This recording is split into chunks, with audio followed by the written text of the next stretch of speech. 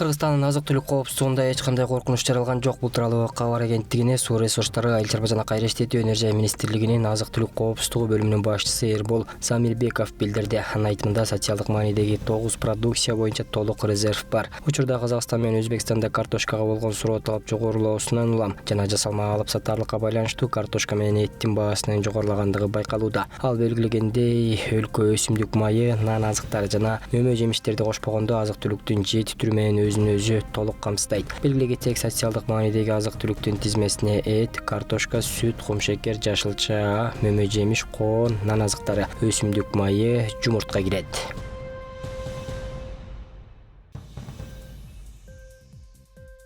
Нарын облусунда мектептерде жана бала бакчаларда коопсуздук чаралары күчөтүлүүдө. Президенттин аймактагы өкүлчүлүгүнөн билдиришкендей, Нарын облусунда мектептердин жана бала бакчалардын аймагында көзөмөл жүргүзүүчү видео камералар орнотулуп ишке киргизилди. Маалыматта айтылгандай, облуста 140 мектеп жана 145 бала бакча бар. Мектептер интернет байланыш менен толук камсыз болуп, бардыгы 1610 видео көзөмөл камерасы орнотулган. Ошондой эле 145 бала бакчанын 112 бала бакчасына 729 видео көзөмөл камерасы орнотулган. Калган бала бакчаларда дагы видео көзөмөл жүргүзүү уланууда. Коопсуздукту камсыз кылуу боюнча иш-чаралар мындан ары дагы уланып, контролдоо системалары, тартипти жана коопсуздукту камсыз кылуу үчүн инфратүзүмдү жакшыртуу пландалууда деп айтылат маалыматта.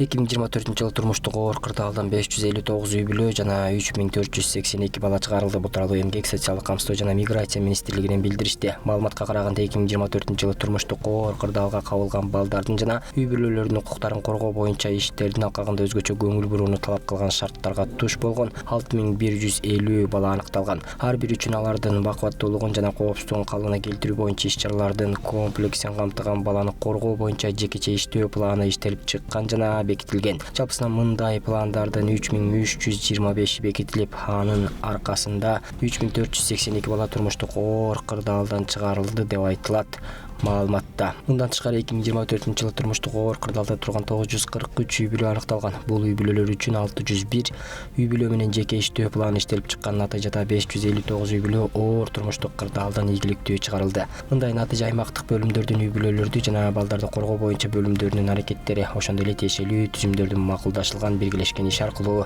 жетишилди.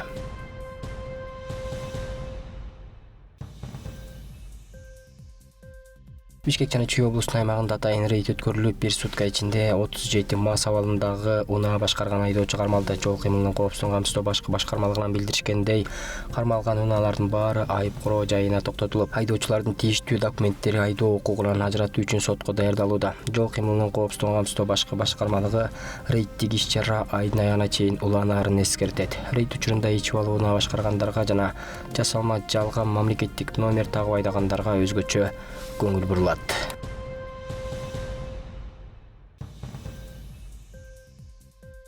2023-жылдын февраль айында Түркиянын түштүк чыгышында болгон ири жер титирөөлөр өлкөгө 104 миллиард долларлык зыян келтирген. Бул тууралуу Түркиянын президенти Режеп Тайип Эрдоган билдиргенин Анадолу агенттиги жазды. Маалыматта белгиленгендей, Эрдоган кылым катастрофасы Түркияга 104 миллиард доллар өлчөмүндө түз каржылык зыян келтирсе, кыйыр зыяндын көлөмү 150 миллиард долларды түзгөнүн айткан. Ошондой эле ал жыл аягына чейин кырсык болгон аймакта жалпысынан 453 миң турак жай курула тургандыгын кошумчалаган. Жер титирөөдөн жапа чеккендердин бардыгы турак жай жана иш менен камсыз болот. Эки эле жылдын ичинде биз реконструкциялоо жана калыбына келтирүү боюнча кеңири иш-аракеттерди жүргүздүк, деген Түркиянын президенти.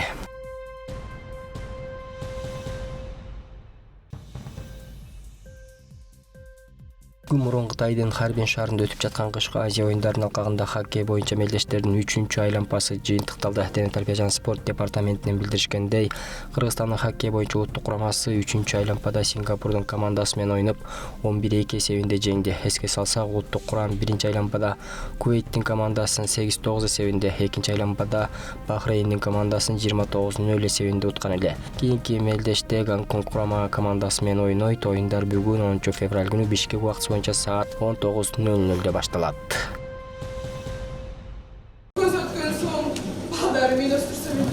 Арзыгүл Бусурманкулова «Кылым картар бир күн» чыгармасындагы Зарипанын ролун аткарып жатат. Чыгармада Абдуматалиптен ажыраган Зарипа балдарынын келечегин ойлоп климаты татаал борундуга кетет. Арзыгүл бул ролду аткарып жатып аялзатынын адамзат турмушундагы ролу абдан чоң экенине дагы бир жолу ынангандыгын айтат. Менин жолдошум өлүп калды деп балдарын таштап кетпей, өзүнүн балдары менен жашоодо тик туруп, өзүн аябай мыкты кармаган аялдын ролун ойнодум.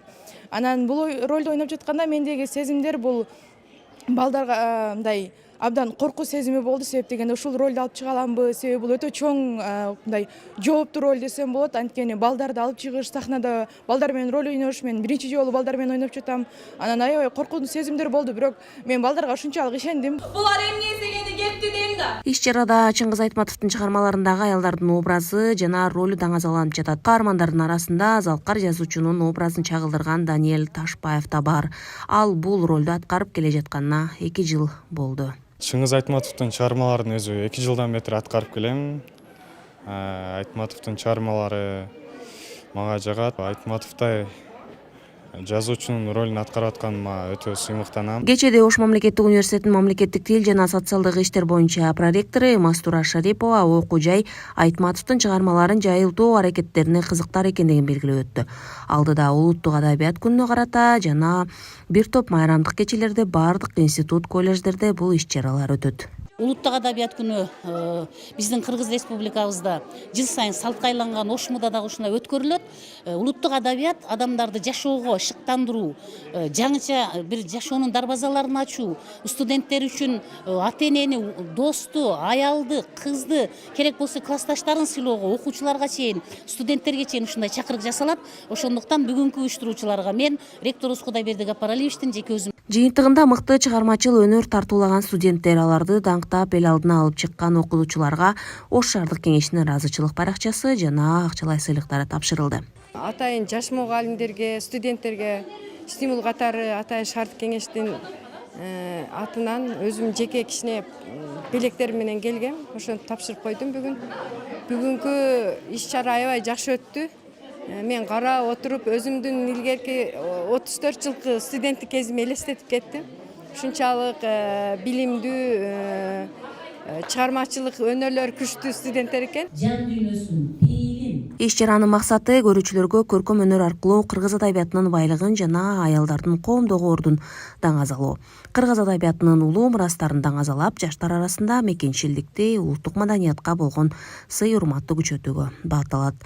Гүлжан Ажматова, Алишер Мусажалил уулу, Ош шаары.